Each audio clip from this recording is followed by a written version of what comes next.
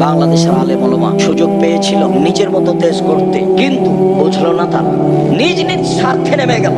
সবাই বসে যারা মনে করে আমরা কোরআন হাদিস বুঝি, হানাফি হোক, শাফি হোক, মালিকি হোক, হাম্বলি হোক, যেই হোক না কেন, তারা যদি নিজ স্বার্থ ত্যাগ করে বাংলাদেশের মাটিতে পরামর্শের ভিত্তিতে নেতা নির্বাচন হবে, এই পদক্ষেপ যদি তারা হাতে নিত, তাহলে যারা গাদ্দারি করছে, করেছে, করবে, এরা সুযোগ পেত না। কিন্তু আমি আর আপনি তো সুযোগ নিলাম না, শুধু খালি ছেলেগুলো জীবন দিল, মানুষগুলো জীবন দিল, পানি লাগবে, পানি লাগবে, পানি লাগবে, সুযোগকে মাটির সাথে মিশিয়ে দিল। সবাই নিজ নিজ স্বার্থ নিয়ে চলল ধর্মের নামে। অবাক কথা, দেশের মুরগি জ্বালিয়ে দিয়ে ইন্ডিয়া থেকে ডিম নিয়ে আসতে হবে, এরাও নাকি দেশ চায়। দেশের কলকারখানা বন্ধ করে ইন্ডিয়া থেকে সবকিছু নিয়ে আসতে হবে, এরাও নাকি দেশ চায়।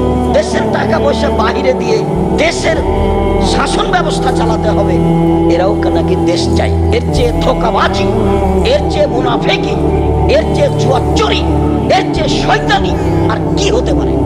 জাতির সাথে মুনাফিকি করে বিদ্যা দেখাও তুমি, জাতির সাথে মুনাফিকি করে নির্বাচন দেখাও তুমি, জাতির সাথে মুনাফিকি করে নেতৃত্ব দেখাও তুমি। এটা তোমার একটা আস্ত ধোঁকাবাজি। মুখে এক, ভিতরে আর এক, মুখে এক, ভিতরে আর এক। এর নাম নগদ মুনাফিক। এ হলো মুনাফিক। এই আচরণ